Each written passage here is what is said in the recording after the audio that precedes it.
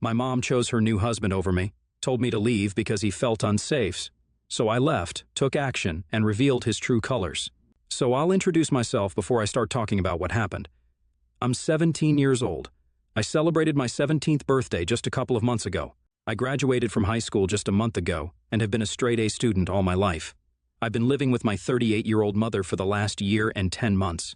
She's a single mom and the head chef at one of the best Italian restaurants in our city. My parents got divorced when I was 10 years old. My parents co-parented me for several years, but then my dad was diagnosed with brain cancer. My dad ran the trucking business that his parents had started, but he let his brother take over once he fell sick. Earlier, I used to alternate between living with my mom and dad every week, but after my dad's diagnosis, I had to move in with my mom full-time. I visited my dad often, but I still did miss living with him because I'd say I've always been a lot closer to my dad as compared to my mother.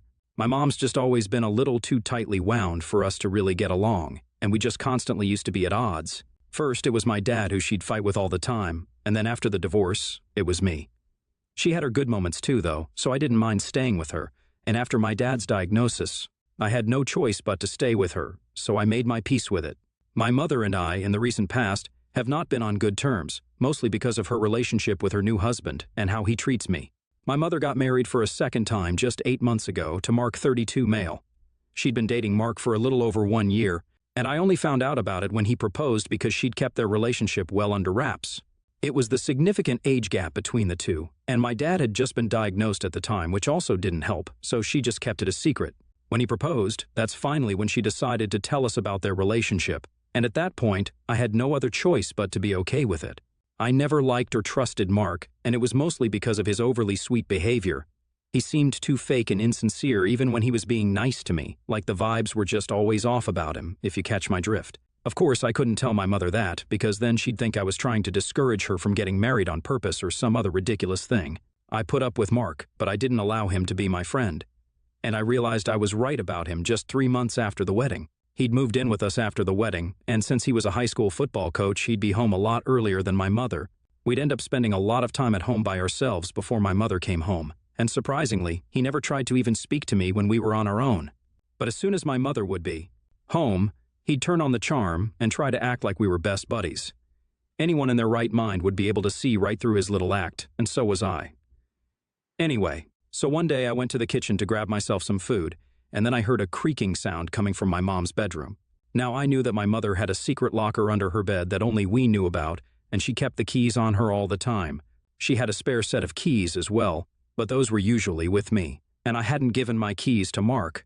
So I realized that he must have stolen my mom's set. The locker contained all of my mother's wedding jewelry back from when she got married to my dad, and a lot of other really expensive jewelry too. She also kept some spare bundles of cash stashed away in the locker for emergencies. She didn't trust bank lockers and preferred to keep these valuables close to herself because she felt it was considerably safer. It was a whole thing. I watched Mark take out an entire bundle of cash and put it in his pocket. I was too shocked to even move and stayed rooted to my spot. So when Mark turned around, he spotted me standing right outside the bedroom. He looked irritated for a second and then gave me a big smile, walked towards me, and then put his arm around my shoulder while walking me to the living room couch. There, he told me that my mother had asked him to bring her some cash for a work emergency, and that's where he was headed with the bundle of cash. He told me that this was perfectly normal and that I didn't need to talk to my mother about this. I was going to tell my mother about it that day as soon as she came back home, but as soon as I started the conversation, she told me she didn't want to hear it. I just sat her down in private and told her that I had something to talk to her about with regards to Mark, and as soon as I said that, she shut me down instantly. She told me that she'd seen this coming and knew this was going to happen at some point or the other. My mom thought that I was going to tell her the same old, "Mark is not the right guy for you," and for some reason, she believed that I was going to try and ask her to patch things up between her and my dad. I don't know why she assumed that, because I never made it seem like I thought she and my dad were good together or whatever.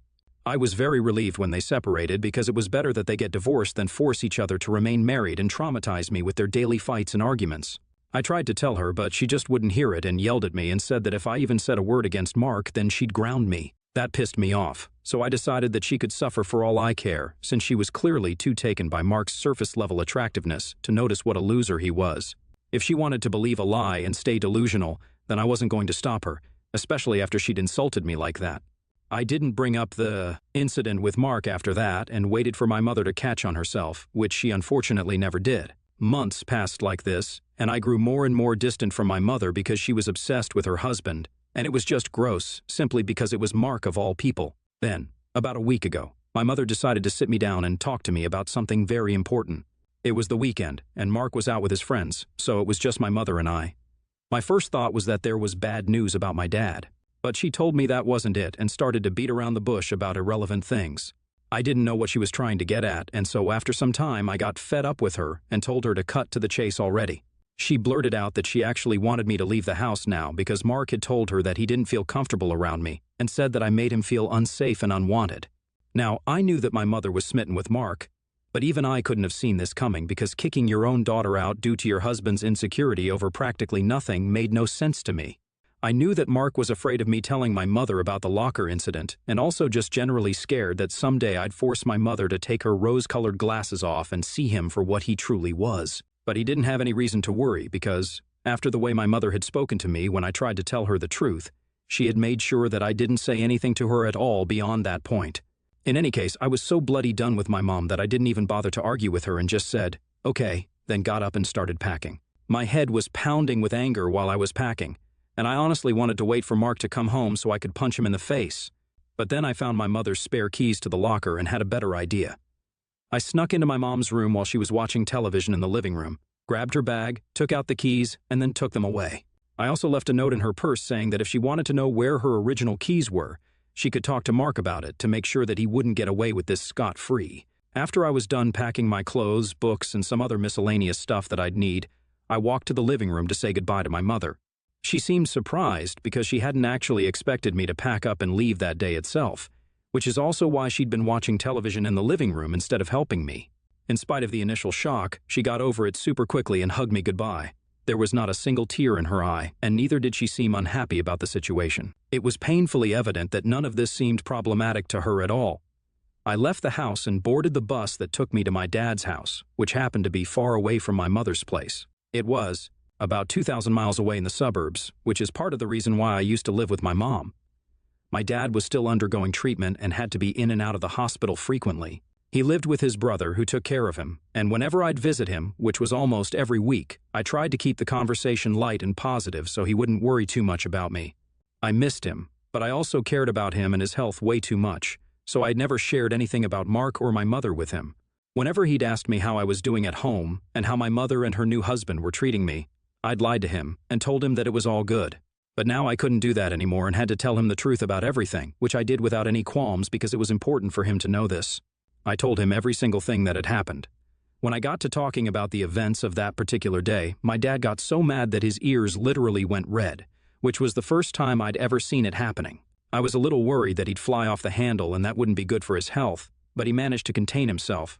Just to pacify him, I also told him how I'd taken the key and the note that I'd left, which would ensure that my mother found out about Mark's thieving.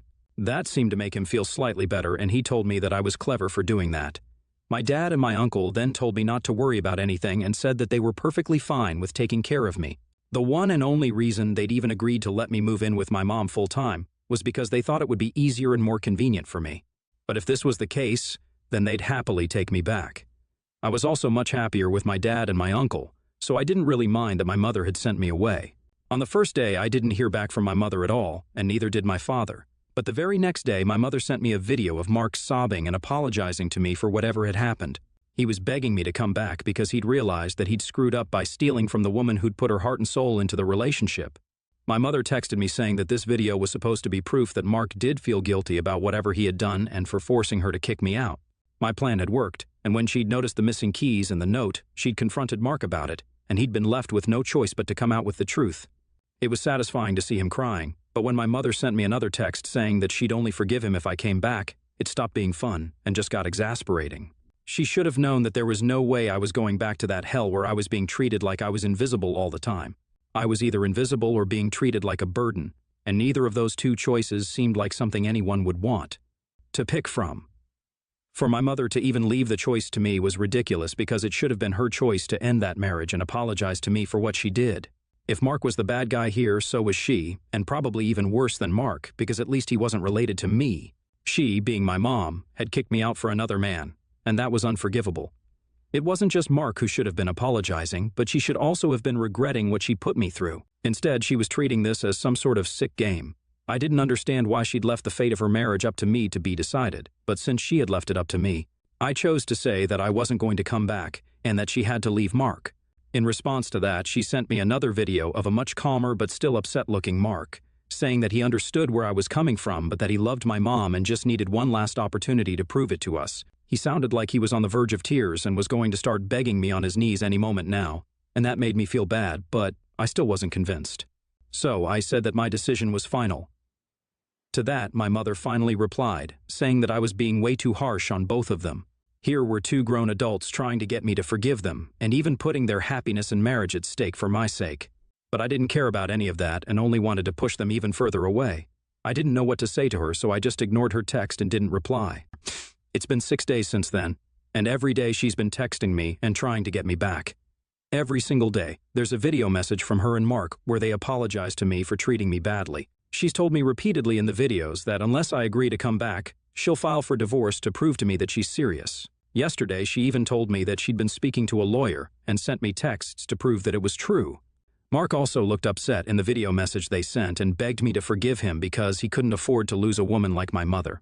I know that I'm destroying their marriage, but to be honest, I feel like whatever my mother is doing is really sick, and I can't bring myself to dignify it with a response of any kind. Not only is she torturing her own husband, but she's also putting me through something very unnecessary because I don't think I'm the one who needs to make a call about what to do in a situation like this. She shouldn't be putting the responsibility of deciding with regards to her marriage on my shoulders in the first place, because that makes me look like the reason their marriage had to end was because her daughter wasn't happy about her marriage. So far, I think everyone knows that that's not the case, and I'd hate to feel guilty like that. But she's just putting me on the spot, so it's not like I have a way out of this anyway. Mark's not a good guy, but he's still a human being, and it's crazy that he's allowing himself to be treated this way at all just because my mother's richer than him. It's dehumanizing, and I can't believe he's just letting her do this to him every day. I haven't told my dad about it because I don't want him to worry about me.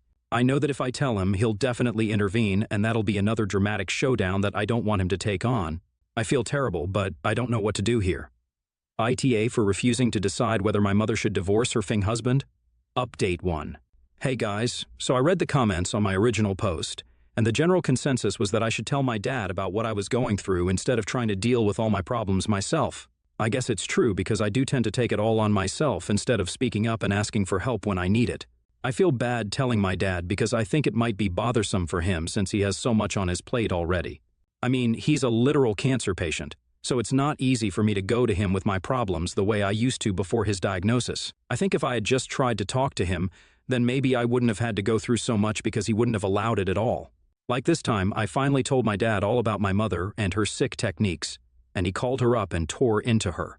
She tried to tell my dad that this was none of his business, but he wasn't having it, and told her that he'd be filing for full custody and that he'd make sure she doesn't ever get to see me after this. She was protesting against it, but both my dad and I knew that she didn't really care about me. She cared more about what other people would think of her when they found out that she'd lost custody of her only daughter, because she decided to put her husband over her daughter. That's why she was fighting with my dad over me, not because she loved me. If she loved me, she would have been a better mother, and that was something she'd never even tried to be. Now it was just too late. After the phone call with my mom, my dad explained to me the same things that people in the comments had told me. That I was his daughter, and that I didn't need to think twice before coming to him with a problem because, as a father, he could never think of me as a burden. My well-being was his responsibility, and his cancer wasn't going to prevent him from giving me the best life and solving my problems whenever he needed to step in. I needed to remember that. I won't lie, I teared up at that point because it just reminded me that even though he was a lot weaker than I remembered, he was still my strong dad underneath. I ended up breaking down because, after a long time, I finally felt that I was safe and loved again. Thanks to my mother and Mark, I'd completely forgotten how that feeling was, but my dad reminded me again that no sickness in the world was going to stop him from protecting me, and I'll always be grateful for that. Gosh, it sounds so sappy, but I'm really happy that it's true for me. Update 2. My dad has filed for full custody of me, and my mom isn't going to get any visitation rights either. It doesn't really matter since I'm just 1 year away from being a legal adult anyway. But my dad said that he just doesn't trust my mother anymore because her head has obviously been turned by Mark's presence in her life. Recently, she texted me to tell me that I disappointed her by dragging my dad into this, even though I knew he was sick, and called me a selfish and manipulative brat. She also added that she was really happy now that she hadn't actually divorced Mark over what I said. I was accused of trying to drive a wedge between them because that's the kind of petty person I was, but I'd failed. And she and Mark were now stronger than ever. She would gladly give up custody of me because I don't deserve to be her daughter anyway. There were a couple of other really mean things she said, but I don't care. She can say whatever she wants, but it won't change the fact that she's the one who failed as a mother. The reason she's getting so defensive now is because she knows it. My maternal grandparents have threatened to cut her off, but she doesn't even care about that. She's that crazy about Mark. I mean, I don't even know what to say about this woman. I've had my differences with my mother growing up, but this is just insane. She's beyond help if you ask me. At least my grandparents have tried to knock some sense into their daughter, but even that's not working. If her own parents can't bring her back to her senses, then we're definitely not going to be able to accomplish that. My dad's been kind enough to allow her parents to still see me because they've never done anything wrong. I just wish she'd been able to take a leaf out of their book and learn how to have a good relationship with your ex even after divorce. Even my grandparents are divorced, and despite that, they've done their best to raise my mom to be a strong, successful woman. Now she's almost in her 40s, so they can't be held responsible for whatever she's up to now. Unfortunately, my mother failed on all fronts, as a wife, as a mother, and even as a daughter. Update 3. Hey everyone, it was a really bittersweet day today. My mother finally terminated her parental rights over me, and I'm legally free from her now. I decided to accompany my father for the signing, and saw her again today, probably for the last time in a while.